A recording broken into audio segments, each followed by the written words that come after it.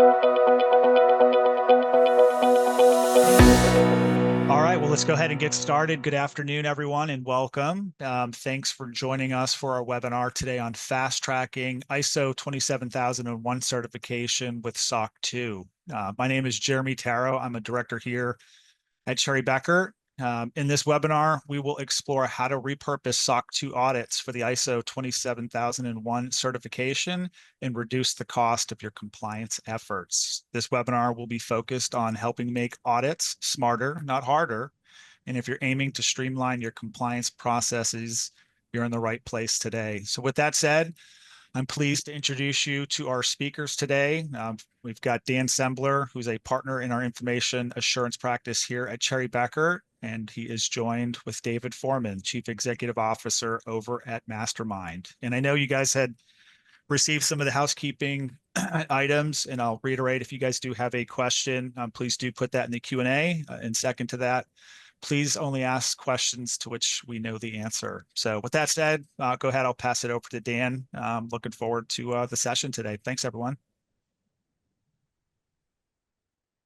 Thanks, Jeremy. Appreciate the intro there. Hopefully y'all can hear me okay. I think I see a little microphone lighting up for me, so that's a good sign. Yeah, appreciate y'all joining. Figured it would make sense for both David and I kind of to start from a basics perspective, right? Understanding we may have participants on the line from both sides of the spectrum. Maybe you've done SOC 2 or at least generally aware of it previously, or maybe you've done ISO 27001 and you're trying to bridge the gap back to SOC 2. So understanding that we could have participants from both sides, figured it might make sense to start with the fundamentals just to start to provide some context. As a reminder, right, for what SOC 2 is, it's an independent third-party examination of an organization's controls mapped to one of or multiple trust services criteria. Those trust services criteria are the framework or the basis by which the SOC 2 examinations are performed. Those criteria are standardized. They're set by the American Institution of Certified Public Accountants, the AICPA. They also govern the standards that we perform those examinations underneath, and we hold active licenses to be able to issue those certifications. SOC 2 reports are and always will be issued by CPA firms like Cherry Becker, right? You have to hold a CPA designation to be able to sign the report, and our teams are made up of CPAs, but also security auditors to be able to kind of bridge the gap between the auditing side of the standards and the technical side of what we're bringing in for security. Just want you all to be aware, generally, in case this is new to you, there are 5 criteria that are in the framework for the trust services criteria for the AICPA. They're listed on the right side of the screen there. Security is the baseline. It's the one that's considered or is the only required element. That means you can issue a SOC 2 report just on security. The other 4 are optional. There's availability, confidentiality, processing integrity, and privacy, and obviously different reasons that you might have to pull each of those into your scope. A traditional or a normal SOC 2 report is going to have 4 or 5 elements in it, represented on the left side of the screen here. The first is going to be the CPA's opinion about the completeness and accuracy of the system description. We'll talk about what that is a little bit later, if time allows. There's also an assertion letter that's provided by management of the service organization or the auditee to reaffirm the operation and the design of their controls. There's a system description that describes the system and the scope of the report. Section 4 is the big long table, if you guys are familiar with that at all, or SOC reporting requirements at all. That's where we present the entire mapping of controls to the trust services criteria, security or otherwise, along with the procedures performed by the CPA to attest to and confirm the existence and the operation of those controls over time. There is a 5th potentially relevant section that can be pulled in. It's optional. It's not audited. This is a placeholder for additional information that may be provided by management of the service organization.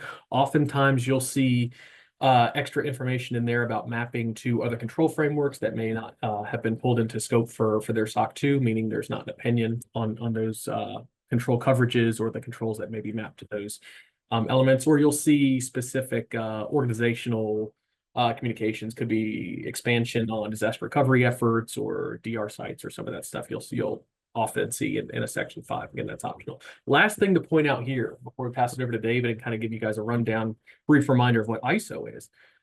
There's two types of SOC 2 reports. We get this question all the time: is a type 1 and a type 2. By the time you're a mature organization working with heavy regulated industries, you're more likely to get pushed for a type 2. That's going to be a period of time, i.e. a calendar year, or July 1st to June 30th of the next year, right? Type 1 is a point in time, a specific date, and a type 1 report is only going to cover your design and controls. Type 2 is going to cover that period of time. It's going to hit your design, but it's also going to cover your operating effectiveness over that period of time. Okay. With that being said, we'll go ahead and jump into polling question number 1. Type 1 report is a snapshot or point in time examination report issued as of a certain date. True or false? All right, 89% of the respondents are correct. True. Type 1 is a snapshot. A point in time covers design of the controls that are going to be covered. David, I'll pass it to you for ISO. Yeah, and thanks for having me on to the entire Cherry Becker team. Short intro here, David Foreman. I am the CEO and founder of Mastermind Assurance. We are an accredited certification body partnered with Cherry Becker specifically for this concept of leveraged audits that we're going to be covering across this webinar.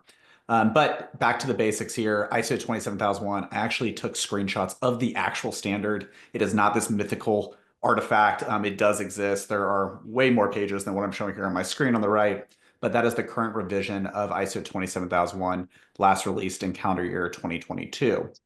So 27001 here on the left-hand side, it's impartial. It's not an independent assessment. So if you come from the accounting world, you do know there is a difference there, but this basically means we are not auditing our own work. The standard covers both what we call governance requirements, meaning clauses 4 through 10. We'll do a little bit more structure items here on the next slide, and 93 Annex A controls covering 4 themes. This standard is authored by a scheme owner. That scheme owner is the International Organization for Standardization. The acronym is actually ISO, not iOS, but that's because it's based in Geneva, Switzerland now, so it's coming from kind of French language there. I promise you I've checked it out. And everyone that will audit and certify to 27001, those assessors are all what's called lead auditors, practicing on behalf of an audit company known as an accredited certification body. So as part of my background, I am a lead auditor in the standard ISO 27001, but also I work on behalf of a certification body, being Mastermind, and we maintain a business license known as an accreditation in order to perform these types of audits. Let's go to the next slide here, Dan. So now getting into the basics of ISO 27001, I've kind of grouped this in a certain way here on the right-hand side to show what's called the high-level structure, the HLS. Unfortunately, there isn't a better term than that, but that is what it is called at the ISO level across all these management system standards, ISO 27001 included.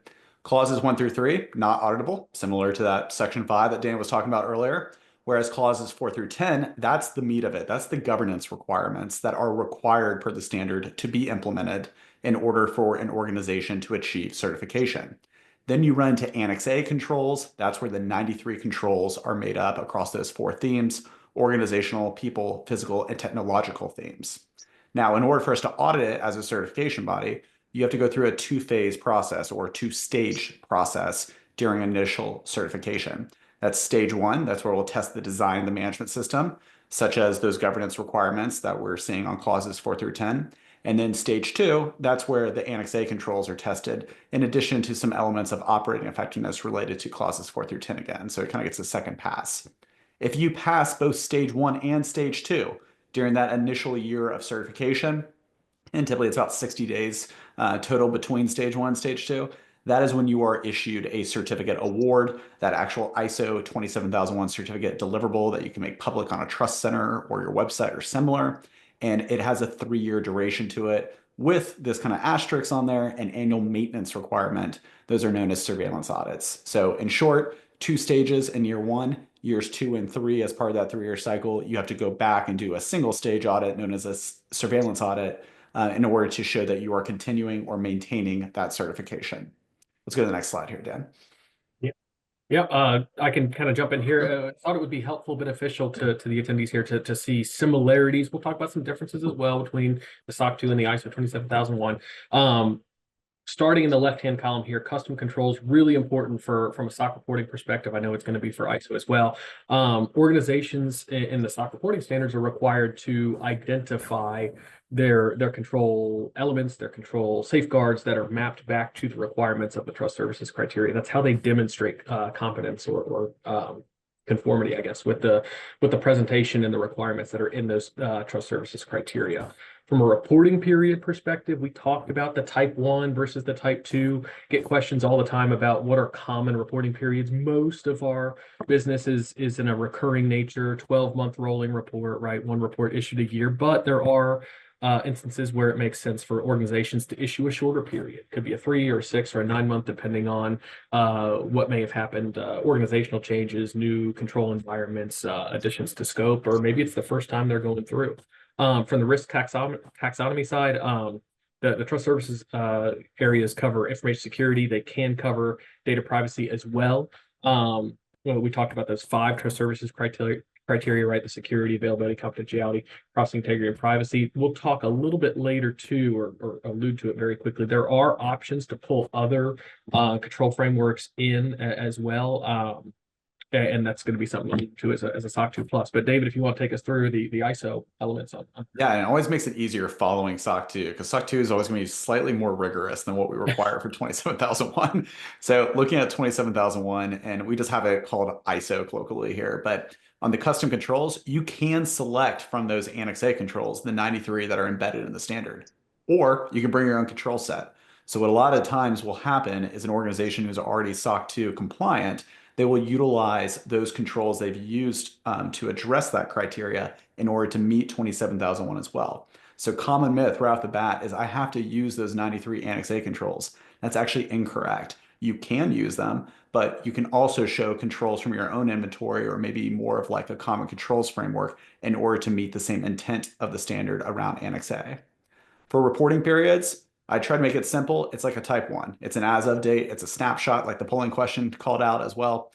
We will put a date on that final certificate that you came to a conformity decision following that initial stage 2 audit and talk about the management system being in conformance with that underlying audit criteria as of that date. And then finally, risk taxonomies. I'll try to liken this to the security common criteria as well within a SOC 2 exam. ISO 27001 is kind of that baseline. And once you have 27001, you can then extend those same controls, that same management system to meet additional standards. 27017 is very popular for cloud service providers or anyone else that provides a service through a cloud stack. So think of a SaaS company, DB as a service, or platform as a service. 27018, that's the protection of PII in public cloud environments. And then finally, 27701, which is a privacy information management system standard. Right now, that standard 27701 requires 27001 as a co-rec, but in the future here, literally in a couple months, we expect 27701 to get re-released and it will be available as a standalone certification. Go ahead, Dan. Yep. More similarities to kind of share with y'all.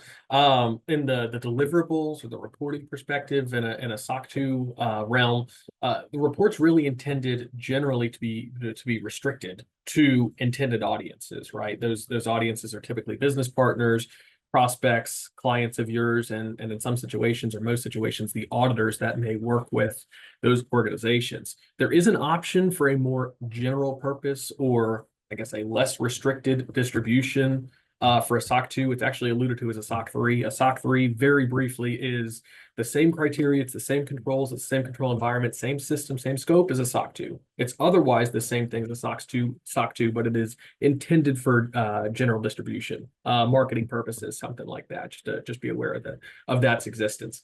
From the auditor's perspective, obviously, we've kind of alluded to this.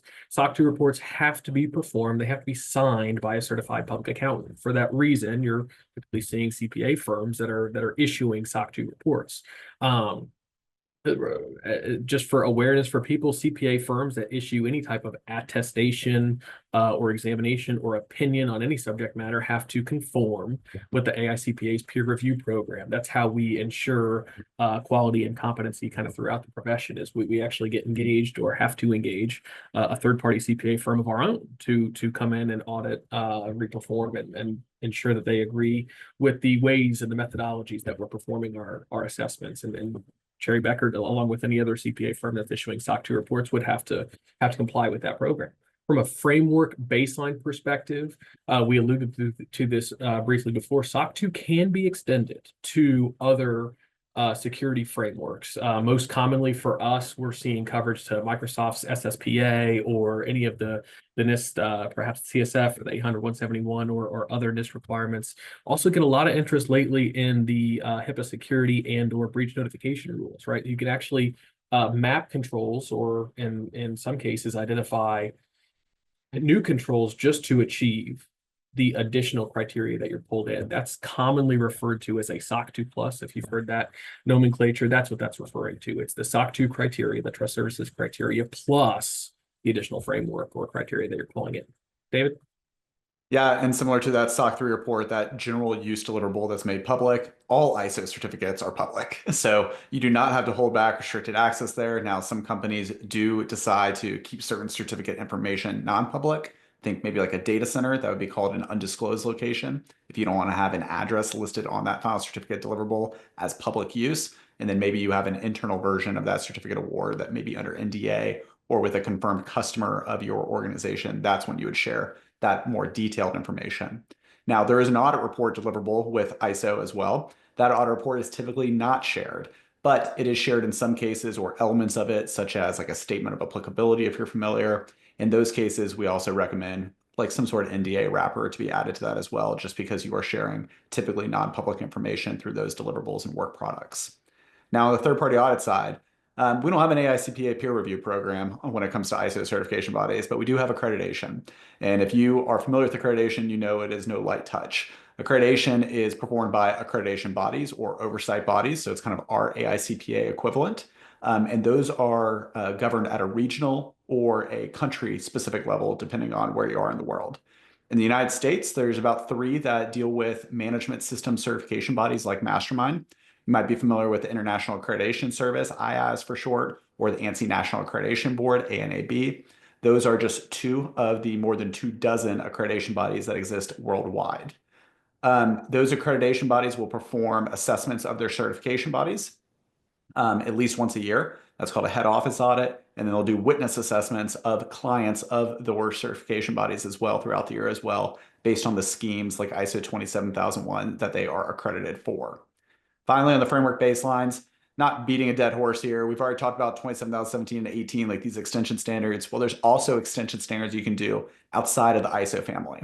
And so if you go look at some more popular ones, especially in the European Union, you'll see TSAX out of Germany. That's for automotive information security. HDS, which is around protection at PHI out of France. And then the multi-tier cloud security standard, MTCS, out of Singapore. The reason I listed those 3 specifically is they're not even hiding it that they're trying to bolt on to an ISO 27001 certificate or that standard. They literally have the same font. So if you ever go look at those schemes and see their individual control sets, you'll quickly identify, if you're familiar with ISO 27001, that these are designed to extend or expand on that management system you are prescribing through ISO 27001. And then I think that takes us to the polling question number 2, which section of the ISO 27001 contains the mandatory management system, i.e. the governance requirements. Clauses 1 through 3, clauses 4 through 10, TSC for the trust services criteria for Annex A. Try to get back to our Q&A real quick, see if we have anything popping up in there.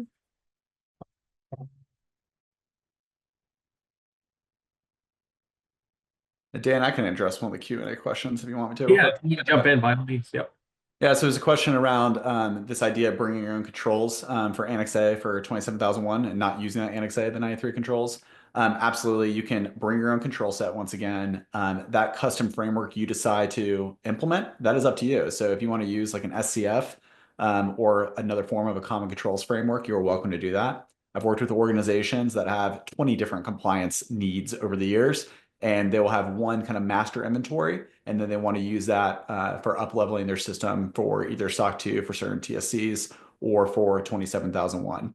But there's definitely a method to the madness. If you know you're going to have kind of a future kind of compliance roadmap that considers multiple schemes and multiple risk taxonomies, be very purpose-built from the beginning on how you want to implement that inventory, and you'll find some efficiencies along the way as you're going after these attestations and certifications. David, are you seeing the polling results pop up? I am. Yep. So 55% got the right answer. Clauses 4 through 10 is the correct answer. Admittedly, I didn't touch on this a ton. I did touch it though. Okay. So I am correct. But clauses 4 through 10, those are the mandatory requirements for governance that you'll find in ISO 27001. As a reminder, clauses 1 through 3, they're not auditable. It's like terms and definitions.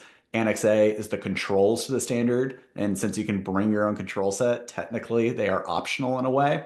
And then finally, unrelated is the TSCs. Those are the trust service categories or criteria for a SOC 2 examination report.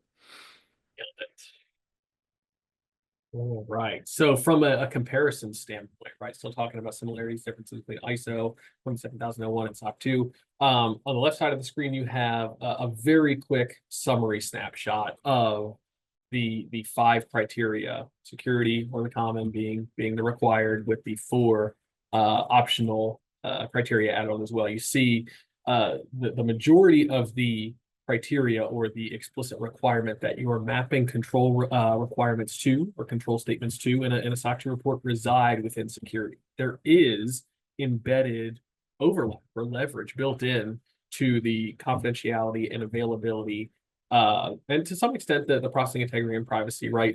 Those requirements to what's already covered in security. For that reason, you'll usually see a fair amount of overlap in SOC 2 reports, especially in those section 4s, the control mappings that show the explicit controls relied upon to achieve each of those requirements throughout. So 33 criteria are what you're demonstrating compliance or identifying controls to in a SOC 2.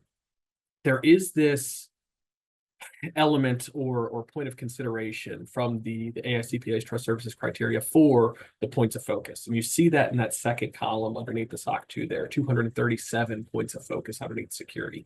When we're building and assisting our clients with mapping or identifying controls to the trust services criteria, we're focused on the criteria, that middle column, the 33 criteria for security, right? Points of focus are additional considerations that are given to us to help us understand, implement, and assess coverage for the security, confidentiality, availability, so on and so forth criteria. What that means is when you're looking at a SOC 2 report or building your first SOC 2 report for your organization, you are not mapping explicit control statements or control expectations for a public deliverable to the point of focus level. You're developing that mapping to the criteria level. Okay. Again, expect a lot of overlap amongst the different criteria, especially in that security, confidentiality, availability, CIA kind of triad there. Fair amount of overlap there, and that's why you see some lower criteria counts explicitly to be added for confidentiality, availability. Processing integrity and privacy, a little bit less overlap with what you're already hitting in security, should you choose to expand into those areas. For the reason there's sometimes a heavier lift or a little bit longer of a timeline if you're adding processing integrity or privacy to the scope of your SOC 2. Same concept still applies. We're identifying and we're mapping relevant control statements to the criteria level. The points of focus just help us understand and ensure coverage. David?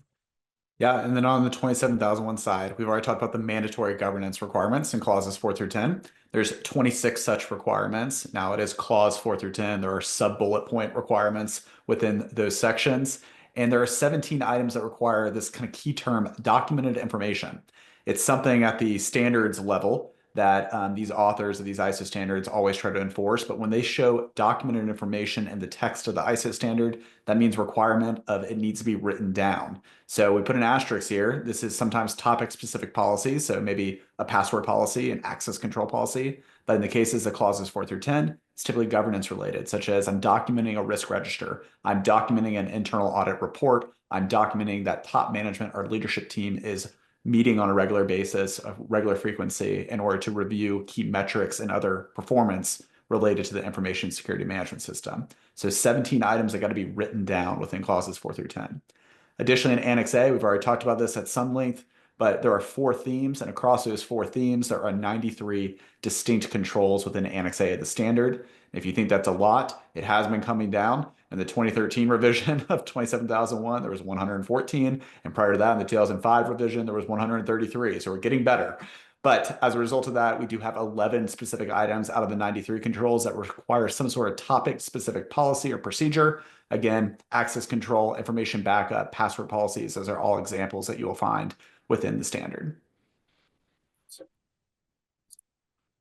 Okay, so also thought it might be helpful to show a like-kind comparison between SOC 2 and ISO and how many of the same control elements are going to be assessed or tested in both, which kind of gives us the ability to do some of these leveraged audits, right? So what we have on screen here is an example of a logical access control within CC6. So this is within the common criteria or the security control baseline for a SOC 2. And it very simply states, prior to issuing system credentials and granting system access, the entity registers and authorizes new internal and external users whose access is administered by the entity. For those users whose access is administered by the entity, the user credentials are removed when user access is no longer required. So a bit of a longer criteria here. Obviously, you're going to have multiple control elements, requirements mapped to this criteria, but the one we wanted to call out for as an example would be logical access or user provisioning, right? The key element I want us to focus on for purposes of this slide is the authorization of or approval of new user access. And how would we test that in a SOC 2, right? Typically, we're going to get, if it's a type 2, we're covering a period of time, right? We're going to get a population of new system users, or maybe just more generically, a population of new hires from the organization that we're auditing against, and we'll request specific artifacts or evidence to show both what access was granted to that sample of employees, but also evidence of where that access was approved. Usually, hopefully, it's in something relatively formal, a ticketing system or some sort of workflow that we can see. Occasionally, smaller organizations or organizations going through their first examination may be a little bit more informal here. Maybe authorizations coming in the way of an email from HR or a supervisor to an IT technician saying, yes, this is the access that this new hire is going to need for that job responsibility. Of course, we expect some of that to mature and increase over time, but a pretty easy and I think straightforward example of how we're going to test, say, logical access and user provisioning in a SOC 2. David, if you want to take us through that same thing for what you do in ISO 27001. Yeah, of course. And I won't read the slide exactly here, but this is the access rights control within 27001, one of those 93 Annex A controls here. And you can actually see just side by side the comparison. When you look at, or when someone says that a control maps across multiple frameworks, I always get a little bit of a neck crick when I hear that, because it's important to understand what we mean when we say map. It means it has overlapping attributes. It doesn't mean that 100% they are sufficient to each other, if that makes sense. So if you're looking at this SOC 2 criteria right here compared to this control within ISO 27001, you'll see they do overlap. There's some mapping there per se, but are they 100% the same? And absolutely not. Like obviously word choice, but there are different testing elements within these requirements that differ. Now for 27001, and this is a point of frustration for a lot of first-time readers of the standard, it's intentionally ambiguous and interpretive. It is based on your risk within your own organization and how you've scoped it.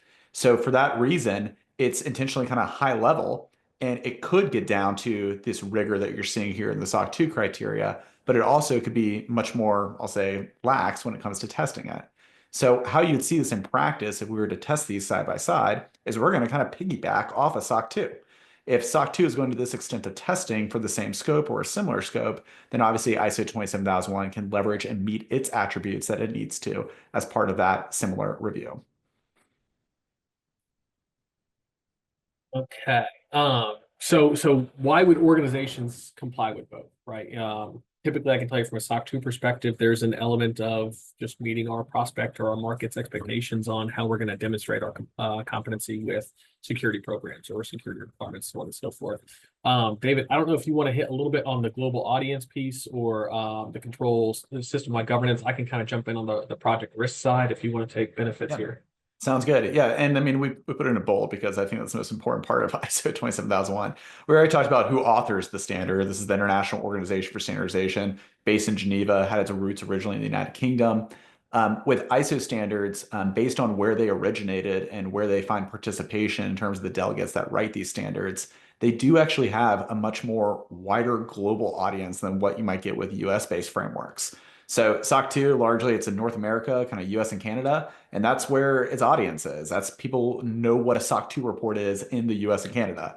Now, I'm not saying no one knows what a SOC 2 is outside of those geographies, but you start seeing quite the reduction in awareness when you start presenting that as your third-party assurance report to organizations or points of contact outside of those geographies. For ISO 27001, the United States is actually the sixth most popular country in the world in terms of issuances of ISO 27001 certificates. Numbers 1 through 3 are all in Europe, and then you see some in Asia Pac after that, India, China, Japan. And so ISO standards have just this kind of varying audience in terms of who is aware of what it means to be ISO 27001 certified. Really, ISO 27001 didn't come stateside until roughly 2010. It was one of the major cloud service providers, one of the hyperscale infrastructure providers. They obtained that certification. And since then, we've had a form of a network effect where we've gone to the other infrastructure providers and then now kind of down the tech stack all the way to a software as a service startup coming straight out of a Y Combinator event. They are now also getting ISO 27001 certified. So we've seen quite the change in demand over the last decade or so. Additionally, when we think about why you might do ISO 27001 versus SOC 2, beyond just are people aware of what that report means or what that certification means, is it focuses more on governance. And we already saw clauses 4 through 10 talked about, but really when we think about the overlap of SOC 2 and 27001, it's really in those controls. So that governance is net new in 27001, and that's the entire intent of the standard. It's to have a management system, which is a fancy word of saying governance program. And as part of that, we have to start with scope, and then we drive into risk to determine how we're going to create these controls. Whereas a lot of other frameworks, SOC 2 included, they are typically going straight to criteria and building controls off of that without kind of going through this very formal risk assessment and risk treatment process. So Dan, I'll let you take from there. No, absolutely. Really good context there, David. On the risk side, some of the questions that we often field, why shouldn't we, or why I'm afraid to pursue, say ISO or SOC 2 or vice versa, is, organizational audit fatigue is the one we hear probably most often, right? We just got done with our SOC 2. Now I got to let somebody else in. There's like a different sample that they're going to, have another assertion letter for me to review or whatever else. And people are tired. They've got to get back to day jobs at some point, right? So we hear that one a lot, right? And we're going to touch on how our methodologies as, a joint partnership or organization kind of here together allow us to reduce that audit fatigue, right?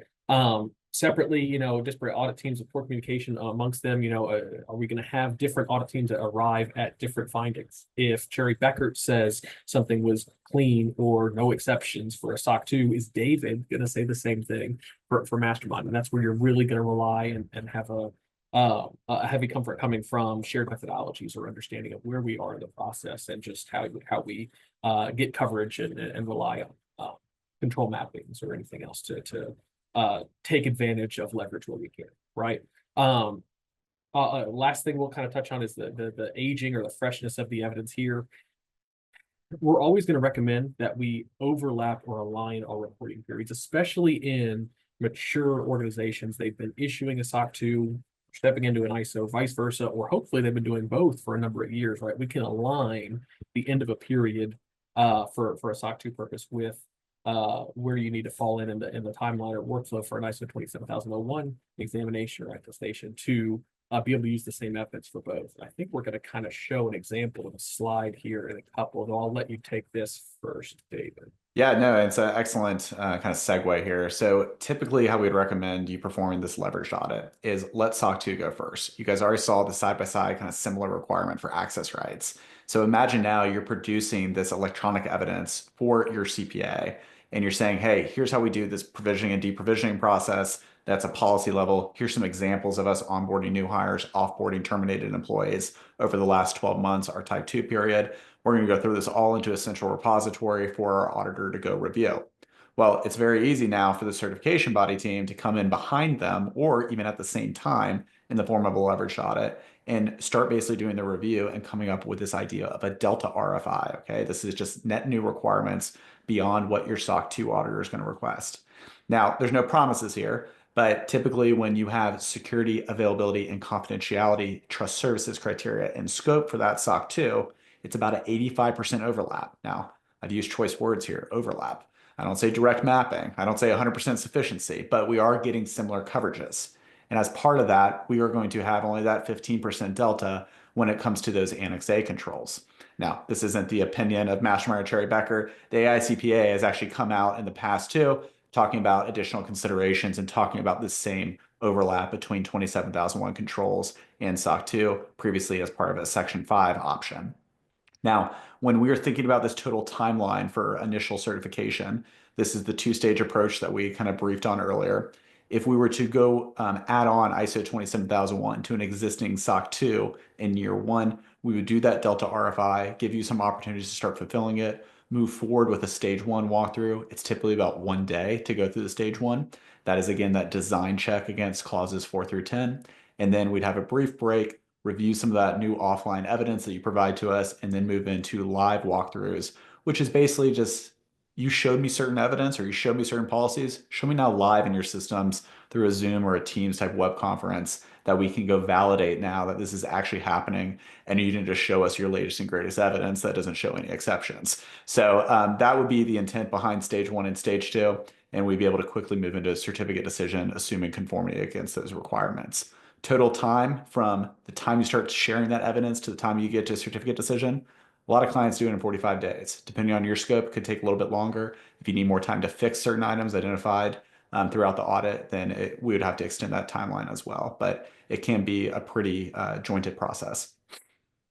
Absolutely. And then just thought it would be helpful to show kind of an illustrative timeline, I don't know, horizontally across the screen here. So on the top is, what we're often operating under from a, say, a timeline perspective on a SOC 2, right? Maybe we're signing a statement of work. It's going to define what trust services criteria we're covering. If there's any other additional third-party criteria we're pulling in as a plus, right?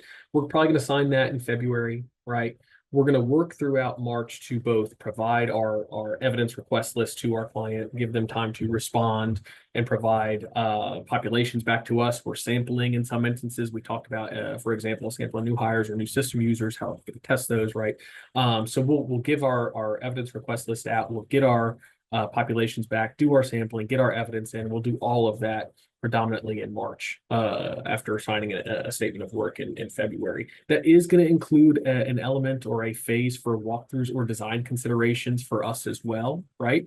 And we'll get into how that overlaps with David and Mastermind, his team here in a little bit. But just know for the moment, statement of work signed in February. March is when we're doing most of our testing for the SOC 2. And then we're going to have in April, our partner and service organization reviews. So anytime you're going through SOC 2, especially with Cherry Becker, you're going to have to go through a manager level review, and then you'll ultimately have the review of the signing authority or the partner that's ultimately responsible for putting the firm's name on that report.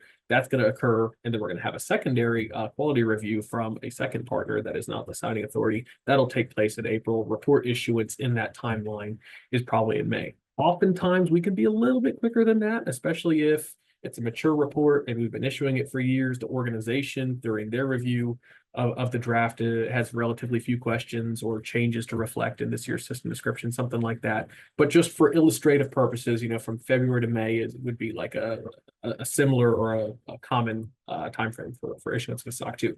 David, if you want to take us through 27001 and then kind of where you guys start to overlap in March. Yeah, absolutely. And so we're going to start actually with this concept known as an application. An application is one of those funny ISO terms that we're required to do as an accredited certification body, but it's essentially a scoping document. We're going to figure out elements of your tech stack. We're going to figure out whether or not your management system has already come up with a certificate scope statement, that kind of paragraph that you see on page 1 of a certificate award. We'll also look into how you are conducting internal audit and whether or not the headcount is effective for each location and scope, or if you're going to carve out some specific certificate locations as being kind of HQ or central office in regards to how we're going to perform this initial certification. After that application, we'll be able to actually propose and put a statement of work into place. Following execution of that statement of work, we are then going to just create our audit program. That audit program is kind of like this phase between application and stage 1. It does no obligation on behalf of the auditee, so it's only the certification body will be working on that. That's why I didn't put a box on this slide for this. But getting into stage 1 is the first time you'll see us start overlapping with your SOC 2 examination and audit team. And that's really kind of the key. If we can time up that sampling and testing with the SOC 2 with the stage 1, we're going to have maximum efficiencies in that initial certification audit. And truly, we'll be able to make that painless on behalf of the auditee organization. That's stage one, again, design check, and then we'll move into the fulfillment of that Delta RFI that we have previously issued based on that offline review. Quick reminder, as we go through kind of this illustrative timeline here, this is an initial certification audit. This same timeline applies in the case of year 2 and year 3. Only thing you need to do is remove the stage 1 walkthroughs because everything will be single stage after initial certification. I'll pause there, Dan. I think we can go into a couple of examples unless you need anything else here. We're good on timeline, right? All good. Yeah. Okay. So again, just understanding participants in the webinar today are coming from different perspectives, right? Some coming from SOC 2, some coming from ISO, some coming from both, right? Thought it would be helpful to be able to show a couple of example deliverables on screen just to give context, right? What we have first is an example of an auditor's opinion that would be relatively common for a SOC 2, right? Don't expect that you guys are certainly able to read the nuances of every single screenshot. There's 3 on there. But if you look at the first page all the way in the back, you'll see 3 paragraphs under scope. That's most common for us anymore. Those second 2 paragraphs in that scope section are the ones that hit on the complementary subservice organizations and complementary user entity controls. Very common. I'd say 75 to 80% of the reports that we issue as a firm, as well as the reports that I see issued by others that are provided by clients for our review, are going to have subservice organizations and or complementary user entity control considerations that have to be considered. Main thing I wanted to point out to you guys, this is 3 pages of an auditor's report that defines the scope and who's the responsibilities and where those responsibilities lie. But the opinion, the meat of everything here is really in the top of the 3rd page here. And it's in the section titled opinion, right? Remember, in a type 2 report, which is what your prospects are most likely asking you to provide, is going to cover 3 elements. The first is the completeness and the accuracy of the system description. That's in section 3 of your report. We alluded to that earlier today. It's a system narrative. Now there are, which we'll get to in a separate slide, explicit disclosure criteria that the CPA has to make sure are included in a system description before we can opine that it's complete. We also have to map or agree or reconcile the control elements within that system description to the observations that we've made and the controls that we've tested in section 4. Basically, we've got to make sure that management isn't asserting to new control elements in that system description that we haven't otherwise seen evidence for through our testing, right? That's all rolled into bullet point 1. Bullet point 2 is really hitting on the design of those controls throughout that period of time. Bullet point 3 is really the operating effectiveness of the controls over that period of time. So again, that's where, if you're looking at a SOC 2 report, these 3 bullet points are what you're looking to see. If you see modifications to this section, oftentimes there's a qualification or some sort of an emphasis of a matter, you'll see at the top of the section, we'll say, in our opinion, except where described below or above, these 3 things still exist. And then there will be a separate paragraph to describe where those things weren't exist or couldn't be tested, or maybe there were exceptions, right? And really briefly wanted to show you all that. Remember, there's an auditor's opinion. There's also an assertion that's in every single SOC 2 report that's ever going to be issued. And those 3 elements map or agree or reconcile between the auditor's opinion and the assertion. So not only is the auditor, the CPA, saying, we've seen the evidence for our procedures, we agree the system's complete and accurate, the description of it, the controls are designed, they're operating effectively, management of the organization is going to reassert for themselves. And that language more or less maps one. Okay.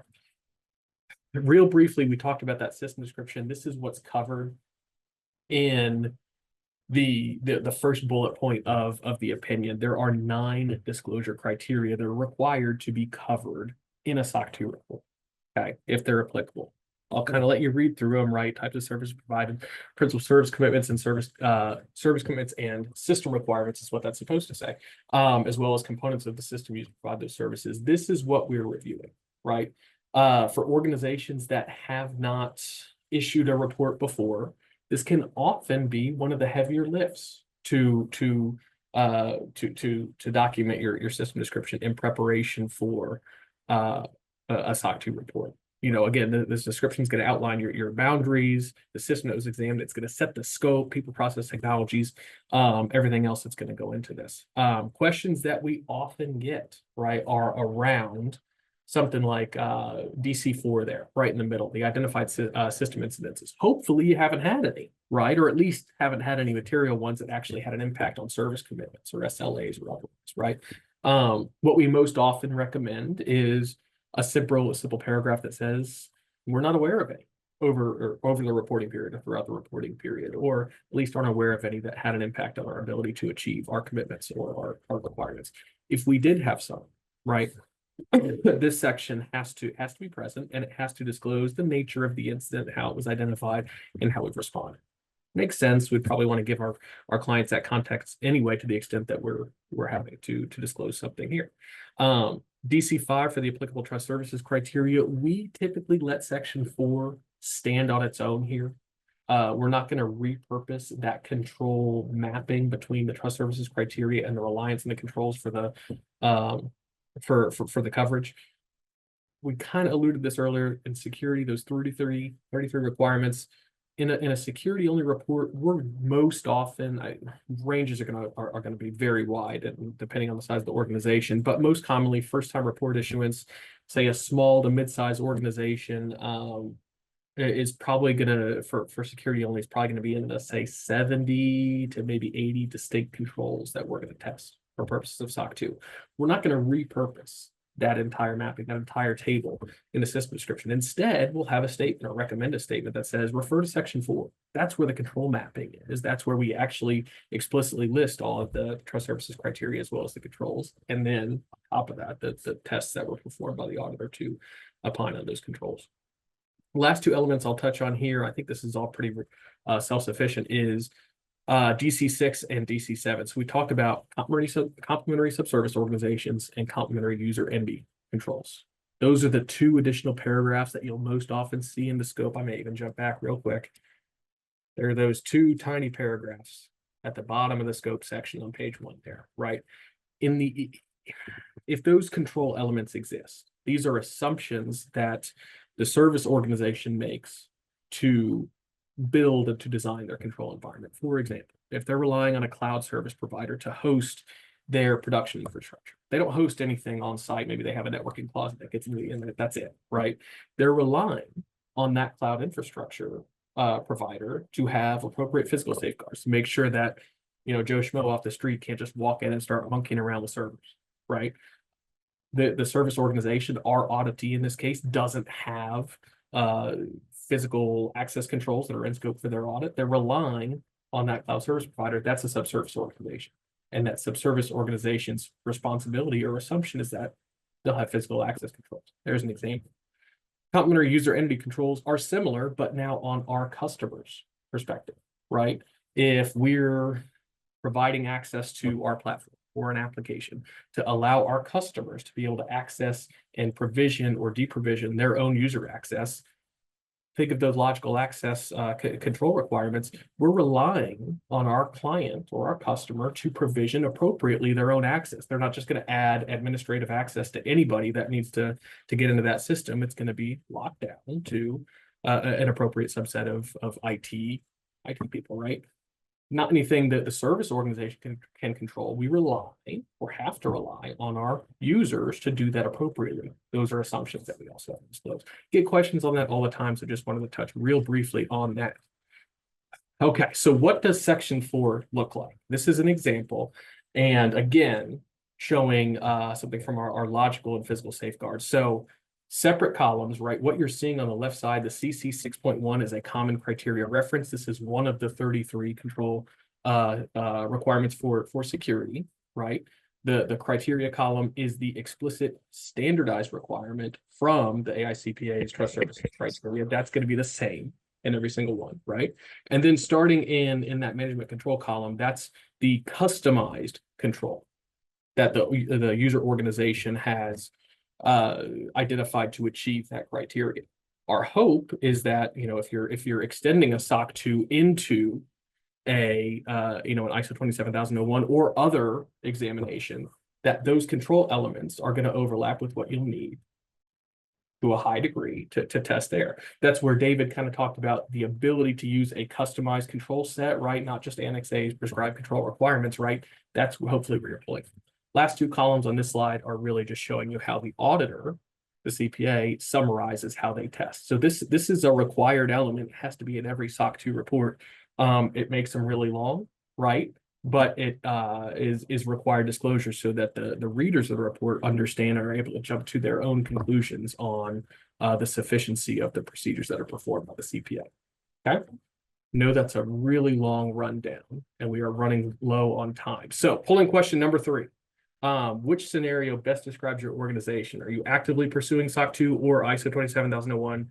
Have you already completed SOC 2? You're looking for ISO 27001 next, or the reverse for item C there, or are you not actively maintaining any third-party assurance for the moment? And then David, I did see a question, and I think I even saw somebody say that they got the answer, but I do think it would be relevant to the group as a whole here. You know, somebody saying for the moment they're doing SOC 2. They've started to receive some requests for customers asking for ISO in Europe, not anybody in the US. You've hit this a little bit, but what are other things that people are keeping in mind to consider expanding into ISO for their US customer base? I mean, what else should people be keeping in mind? Yeah, and it comes back down to just like interaction with multinational organizations as well. So like we very much, as you know, a U.S. citizen myself, are very U.S. centric as well in our thought process around compliance. Yep. However, there are obviously different compliance demands and regulations worldwide. This particular question says we have customers in Europe. EU is obviously very legislative.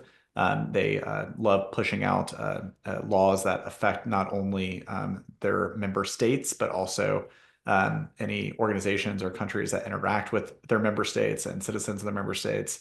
So why is ISO 27001 kind of, I'll say, seeing more popularity over there, aside from just kind of its origination where it's been authored over these years?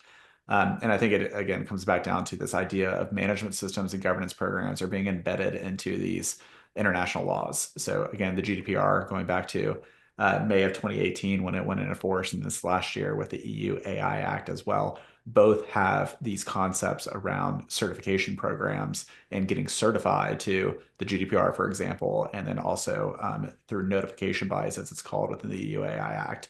And they're all kind of touching on these elements of ISO standards, 27001, 27701 for privacy, and now this new 42001 for AI management.